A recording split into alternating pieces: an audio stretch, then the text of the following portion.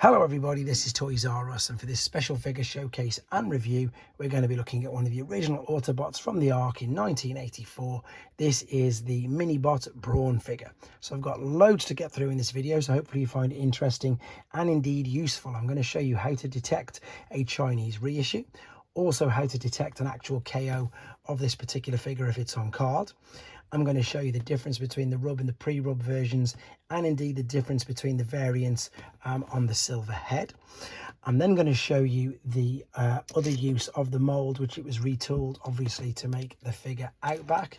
And then because I've got a couple of crazy South American minibot variants, I'm going to show you them as well, because of course they also shared the same mold. So as you can see, quite a lot to get through with this video, so I'd like to remind everybody who's not subscribed to this channel, if they'd like to hit that subscribe button for me now please, because it really will help me out. We're going to start off with the 1984 card then, which is this, and for those of you who are unaware, in 1984 when the minibots were released, they were originally packaged in their alternate mode. When they were released a year later in 85, they were packaged in their robot modes. Now these are original cards and original figures, however I have to confess that they are reseals done by the magician Tim Banerjee, which basically means exactly that. He got the original bubble, he got the original card, and he managed to seal it on incredibly well. So as you can see, the card is beautiful. There is the artwork for him. Now what you will notice with all original minibots is the hole punch. It's not a center punch, it is off center. On all original figures you can see it's onto the one side. This is how you can detect a KO straight away. The KOs on any of the minibots, the center punch is exactly that, it is in the center.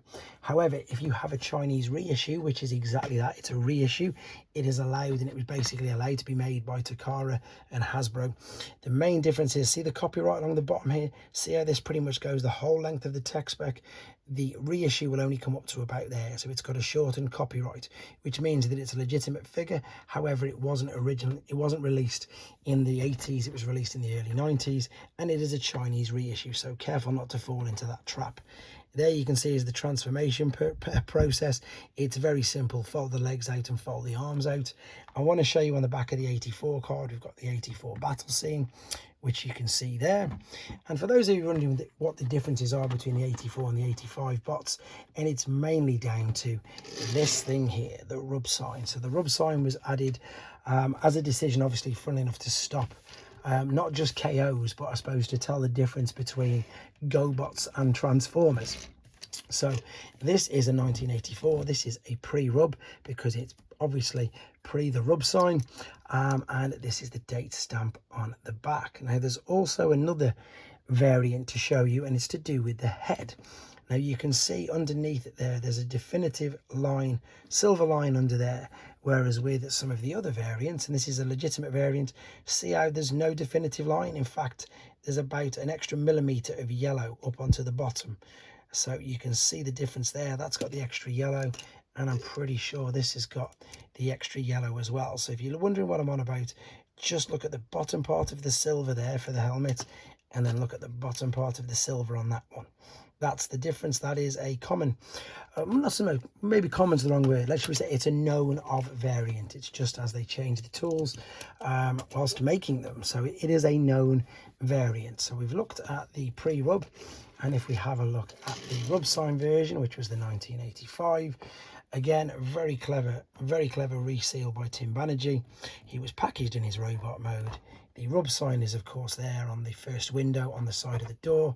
The copyright is again all the way along the bottom, and obviously this time now we've got the 1985 battle scene, excludes the reflection, which has got the Dinobots, Jetfire, and the illustrious red tracks on it.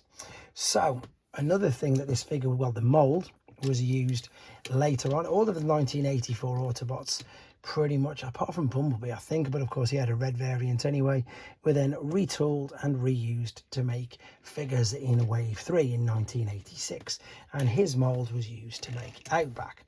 So in the alternate mode, difference obviously is the bumper by the looks of it. Just, yes, oh no, it's not actually, it's pretty much the same. The main difference is obviously the fact that he's got an accessory, and funnily enough his rub sign was put on the second door back second window back rather than on the first.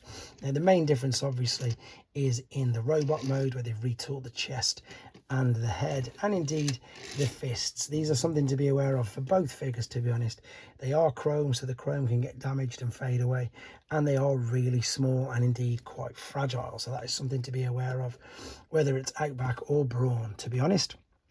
Before we have a quick look at some of the other variants, if considering he was an original Autobot from the Ark in 1984, he doesn't actually have that many versions of him down the Generations toy line, and unfortunately I don't have his Henkei versions, but I do have this one from the Prime Wars trilogy, which is a pretty good interpretation of him, in honesty. However, though, we are of course waiting for what I'm going to class already, even though I've not seen it in hand, the definitive Studio Series 86 version. Right, a couple of other things very quickly to show you is, although you may be forgiven for thinking this is in fact Outback, it is not. It is a South American variant of Brawn, because of course there is the same head sculpt on the underside, and this one is a crazy Estrella. I'm pretty sure it's Estrella now, I've said that. Malignus, I think this one was referred to as, and again just a crazy different deco using the same mold. But I think I've pretty much covered everything with regards to this little figure. As I say, if you're looking for them, don't be alarmed if you see the differences between the heads. That is a normal known variant, and indeed if it's missing a rub sign, it could just mean that it was pre-rub. If you're looking to buy it sealed, please ensure obviously the center punch is not on the center, and you're looking for the copyright on the side. Hope you find this video interesting, and I hope it helps you with your future purchases. Thanks for watching, guys. Take care.